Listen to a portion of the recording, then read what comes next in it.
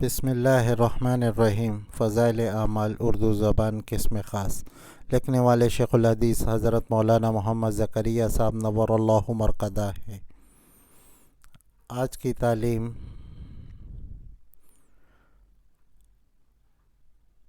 حضرت بلال حبشی رضی اللہ تعالیٰ عنہ کا اسلام اور مصائب۔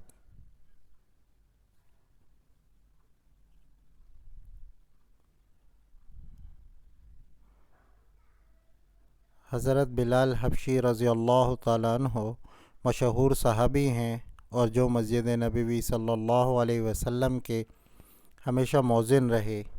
شروع میں ایک کافر کے غلام تھے، اسلام لے آئے جس کی وجہ سے طرح طرح کی تکلیفیں دیے جاتے تھے۔ امیہ بن خلف جو مسلمانوں کا سخت دشمن تھا، ان کو سخت گرمی میں دوپہر کے وقت تپتی ہوئی ریت پر سیدھا لٹا کر ان کے سینے پر پتھر کی بڑی چٹان رکھ دیتا تھا تاکہ وہ حرکت نہ کر سکے، اور کہتا تھا کہ یہ اس حالت میں مر جائیں اور زندگی چاہیں تو اسلام سے ہٹ جائیں، مگر وہ اس حالت میں بھی احد احد کہتے تھے، یعنی معبود ایک ہے۔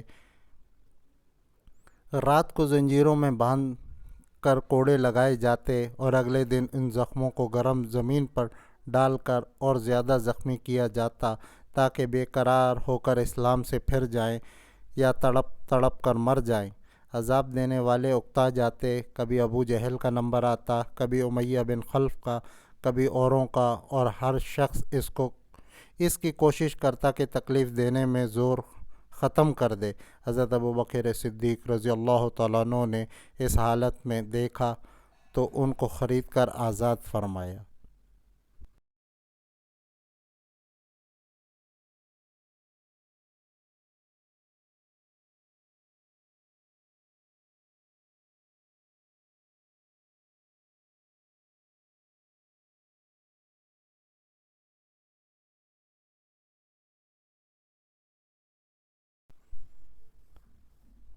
فائدے میں شیخ لکھتے ہیں، چونکہ عرب کے بت پرست اپنے بتوں کو بھی معبود کہتے تھے، اس لیے ان کے مقابلے میں اسلام کی تعلیم توحید کی تھی، جس کی وجہ سے حضرت بلال رضی اللہ تعالیٰ عنہ کی زبان پر ایک ہی ایک کا ورد تھا۔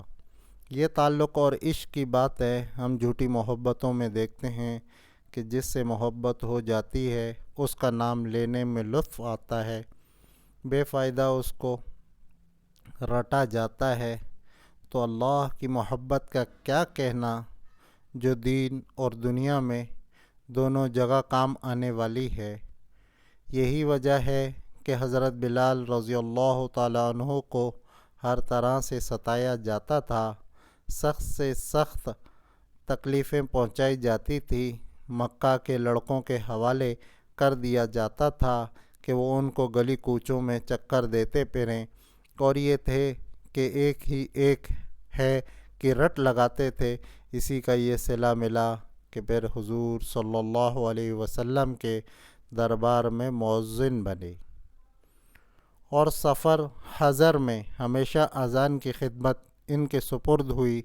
حضور صلی اللہ علیہ وسلم کے وصال کے بعد مدینہ طیبہ میں رہنا اور حضور صلی اللہ علیہ وسلم کی جگہ کو خالی دیکھنا مشکل ہو گیا، اس لیے ارادہ کیا کہ اپنی زندگی کے جو دن ہیں جہاد میں گزار دوں، اس لیے جہاد میں شرکت کی نیت سے چل دیے۔ ایک عرصے تک مدینہ منورہ لوٹ کر نہیں آئے۔ ایک مرتبہ حضور صلی اللہ علیہ وسلم کے خواب میں زیارت کی۔ حضور صلی اللہ علیہ وسلم نے فرمایا، بلال یہ کیا ظلم ہے، ہمارے پاس کبھی نہیں آتے، تو آنکھ کھلنے پر مدینہ طیبہ حاضر ہوئے۔ حضرت حسن حسین رضی اللہ تعالیٰ عنہ نے اذان کی فرمائش کی۔ لاڈلوں کی فرمائش ایسی نہیں تھی کہ انکار کی گنجائش ہوتی۔ اذان کہنا شروع کی اور مدینہ میں حضور صلی اللہ علیہ وسلم کے زمانے کی اذان کانوں میں پڑھ کر وہ کوہرام مچ گیا۔ عورتیں تک روتی ہوئی گھر سے نکل پڑی۔ چند روز قیام کے بعد واپس ہوئے اور 20 ہجری کے قریب دمشق میں وصال ہوا۔